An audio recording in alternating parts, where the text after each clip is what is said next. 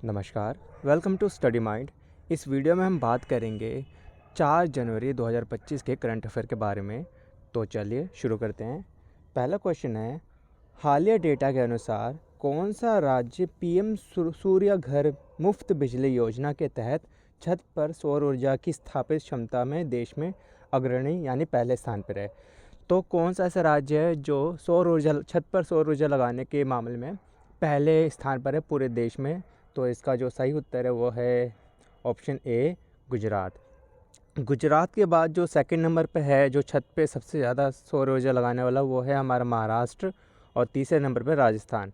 तो ये ध्यान रखना आपको। और ये चर्चा में क्यों है? क्योंकि प्रधानमंत्री मोदी, जो नरेंद्र मोदी है प्रधानमंत्री हमारे, उन्होंने गुजरात में पीएम मुफ्त बिजली सौर ऊर्जा के तहत स्थापित सौर पैनलों का दौरा किया था, तो इसलिए ये न्यूज़ में था।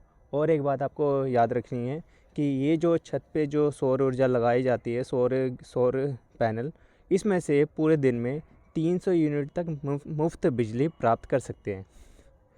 तो चलिए देखते हैं सेकंड क्वेश्चन। महाकालेश्वर मंदिर हाल ही में मंदिर के ढहने के कारण समाचार में रहा है, तो ये किस राज्य में स्थित है आपको बताना है। तो इसमें से क्या हुआ था कि बारिश के चलते ज़्यादा पानी आने से जो मंदिर की दीवार ढह गई थी, जिससे 2 लोग मारे गए थे, इसलिए ये न्यूज़ में आपको बताना है महाकालेश्वर मंदिर कहाँ पर है। तो इसका जो सही उत्तर है वो है हमारा डी, मध्य प्रदेश। तो ये मध्य प्रदेश में है। महाकाल मंदिर जो है ये इसका मैंने बता दिया आपको, ढहने की वजह से 2 लोग मारे गए थे, और ये मध्य प्रदेश के उज्जैन में भारी वर्षा के बाद हुआ था। महाकालेश्वर मंदिर भगवान शिव को समर्पित है और ये उज्जैन के क्षिप्रा नदी के पास है, तो ये भी पूछा जाता है। चलिए देखते हैं अगला क्वेश्चन। मोरक्को में असेंबल किए जा रहे भारतीय मूल के बख्तरबंद वाहन का क्या नाम है? तो भारतीय मूल का एक बख्तरबंद वाहन बनाया जा रहा है, कहाँ पर? मोरक्को में, वहाँ पर असेंबल का काम किया जा रहा है। तो उसका नाम क्या है वह बताना है। तो इसका जो सही ऑप्शन है वो है B, wheeled armoured platform, WHAP इसका जो सही आंसर है। और ये जो है 8x8 का एक भारतीय मूल का वाहन है, जिसका जो असेंबली है वो मोरक्को में किया जा रहा है। मोरक्को के कासाब्लांका में इसको किया जा रहा है। और ये जो है टाटा एडवांस सिस्टम लिमिटेड और मोरक्को रॉयल आर्म्ड फोर्सेस के बीच में एक साझेदारी है, वो दोनों मिलकर बना रहे इसे। और इसका मेन उद्देश्य क्या है बनाने का? मोरक्को में जो वहाँ के लोग हैं उनको आत्मनिर्भर बनाना, और स्थानीय लोग, जो वहाँ के स्थानीय लोग हैं, उनको रोजगार के अवसर प्रदान करना। फोर्थ क्वेश्चन है, हाल ही में खोजे गए मिनी मून का नाम क्या है, जो लगभग 2 महीने तक पृथ्वी की परिक्रमा उसने किया था? अभी नवंबर तक उसने परिक्रमा किया था, उसके बाद वो वहाँ से निकल गया पृथ्वी के सरफेस, ये वहाँ से ऑर्बिट से। तो इसका जो सही उत्तर है वो है हमारा ऑप्शन ए, 2024 PT5।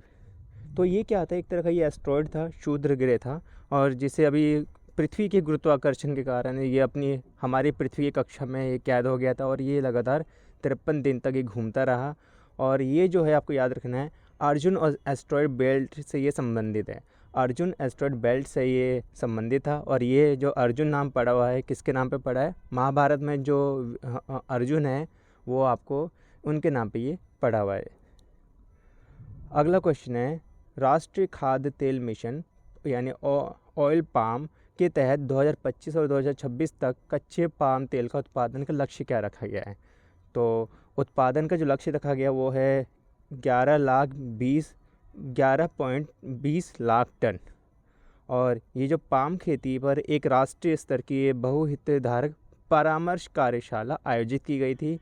इसका जो मेन उद्देश्य है भारत में तेल पाम की खेती और कच्चे पाम तेल के उत्पादन को बढ़ावा देना। जस्ट अगला क्वेश्चन है, हाल ही में चर्चा में रहा RoDTEP यानी रेमिशन of duty and taxes on exported products योजना किस मंत्रालय के अंतर्गत आता है?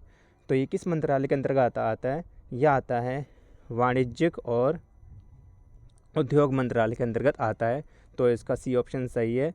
और योजना का जो घरेलू टैरिफ क्षेत्र ने DTA डोमेस्टिक टैरिफ एरिया इकाइयों के लिए, इसको कब तक बढ़ा दिया गया है? 2025, 30 सितंबर 2025 तक बढ़ा दिया गया है, इसलिए ये न्यूज़ में था। अगला क्वेश्चन है, झील किवू जो समाचार में देखी गई थी किन 2 देशों के बीच स्थित है? तो ये जीके का भी क्वेश्चन है। ये इसलिए अभी क्यों है, ये इसमें एरिया क्यों, ये न्यूज़ में अभी क्यों है? क्योंकि अभी झील किवू में, पहले इसका आंसर बता देता हूँ। झील किवू जो है किसके बीच में स्थित है? दो देशों के बीच में, democratic Republic of Congo and Rwanda. तो ये ऑप्शन सही है। और इसमें क्या हुआ था, झील में एक नाव पलट गई थी जिसमें 278 यात्री 278 यात्री सवार थे, उसमें से 78 यात्री मारे गए थे वहाँ पे। तो ये था। देखते हैं चलो अगला क्वेश्चन। हाल ही में किस संगठन ने साहेबी यानी साबी नदी के प्रवाह को सफलतापूर्वक खोजा है? तो एक नई नदी मिली है साबी नदी, ये किसने खोजा है? तो ये खोजा है Indian national trust for art and culture heritage. D option सही है इसका। और इसने पता लगाया था ये कहाँ से नदी निकलती है। ये नदी राजस्थान से शुरू होती है और हरियाणा तथा दिल्ली से होकर ये जाती है। और ये यमुना नदी की एक सहायक नदी है। और ये पहले इसका नाम जो था दृशद्वती नदी था इसका पहले नाम।